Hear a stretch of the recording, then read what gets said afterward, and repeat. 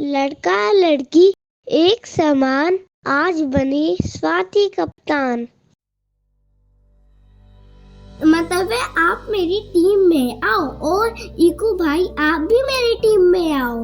अरे सहर्ष, हमारी टीम में तो एक सदस्य कम है। ओहो, अब हम क्या करें? एक काम करते हैं, शर्वी दीदी को अपनी टीम में ले लेते हैं। अगर हम लड़कियों को अपनी टीम में शामिल करेंगे तो हमारी टीम कमजोर पड़ जाएगी। ये तुम क्या बोल रहे हो सहर्ष? लड़कियां किसी से कम नहीं है। क्या आप मजाक कर रहे हो? नहीं सहर्ष, दीदी मजाक नहीं कर रही। तो चलो तुम्हें मैं कहानी सुनाता हूँ। एक थी स्वाति। स्वाति के गांव के स्कूल में 8वीं कक्षा तक की पढ़ाई होती थी। वह पढ़ाई लिखाई में बहुत अच्छी थी। उसने गांव के स्कूल की पढ़ाई पूरी कर ली थी। उसे 8वीं कक्षा में प्रथम स्थान मिला था। उसकी पढ़ाई में बहुत रुचि थी। उसकी रुचि के कारण उसके पिता ने शहर के एक स्कूल में उसे 9वीं कक्षा में प्रवेश दिलवा दिया। स्कूल में छात्रावास था। स्वाति भी छात्रावास में रहने लगी। स्कूल में छात्राएं अनुशासन के साथ रहती थी। आवश्यकता पड़ने पर लड़कियों को अपनी रक्षा आप कर सके, इसके लिए उन्हें जूडो कराटे भी सिखाया जाता था। लड़कियां बहुत ध्यान से जूडो कराटे सीखती। स्वाति भी जूडो कराटे सीखने में बहुत आनंद लेती। कुछ दिन के अभ्यास से स्वाति जूडो कराटे की अच्छी खिलाड़ी बन गई। छात्रावास में प्रतिदिन सोने से पहले छात्राएं सभा भवन में इकट्ठी होकर गायत्री मंत्र का पाठ करती। इसके बाद उन्हें निडर और साहसी बनने की शिक्षा दी जाती। अन्य लड़कियों की तरह स्वाति भी बहुत ध्यान से सारी बातें सुनती। प्रतिदिन की ऐसी शिक्षा के कारण उसके अंदर आत्मविश्वास भर गया। दशहरा अवकाश के दिनों में वह अपने घर गई। एक दिन उसके माता पिता और छोटे भाई बहन एक संबंधी के यहाँ विवाह में गए।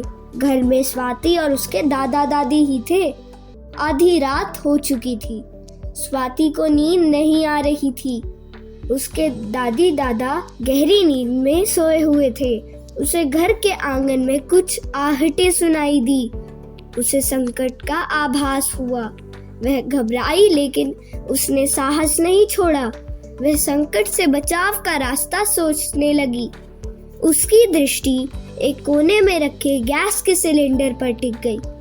उसमें खेतों में छिड़काव करने वाली विषैली गैस भरी थी। उसने दिन में ही अपने पिता से इसके छिड़काव के विषय में पूछा था। उसके पिता ने विधि बताते हुए कहा था, वायुमंडल में इसकी मात्रा बढ़ने से उसमें सांस लेने वाला व्यक्ति मरेगा तो नहीं, बेहोश अवश्य हो जाएगा। उसे गैस के छिड़काव में बचाव का रास्ता दिखाई दिया। उसने अपने मुंह पर छिड़काव के समय लगाए जाने वाले सुरक्षा मुखौटा लगाकर पीठ पर सिलेंडर टांग लिया। आंगन में चोरों की गतिविधियां बढ़ गई। उन्होंने छत पर चढ़ने के लिए गांठ बंधा रस्सा फेंका। गांठ नहीं अटकी।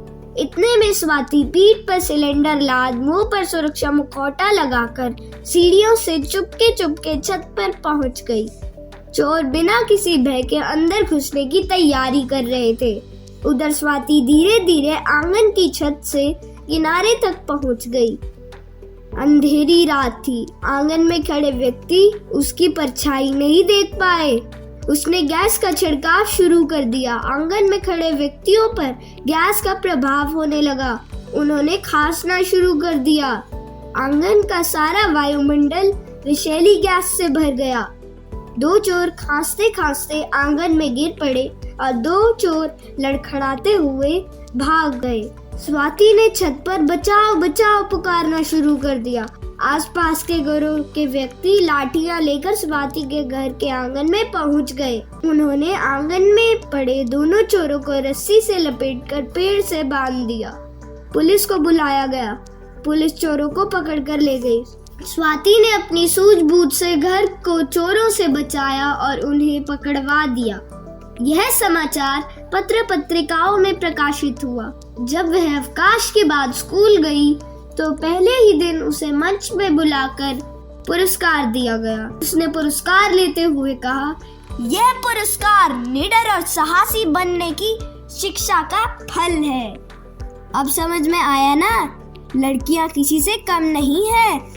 हाँ जी भाई, अब मुझे समझ आ गया है। शर्वी दीदी, आप हमारी टीम में मत आओ। तुम यह क्या कह रहे हो सहर्ष? मेरा मतलब है कि आप हमारी टीम में मत आओ, हम आपकी टीम में आएंगे। इससे आपको पता चल ही गया होगा कि जैसे स्वाति ने बिना डरे चोरों को पकड़वाया, आप भी बिना डरे उसी की तरह किसी भी मुसीबत का सामना कर सकते हो। मैं कराटे सीखती हूँ ताकि मैं अपना ख्याल खुद रख सकूं। तभी तो कहते हैं, लड़का लड़की एक समान।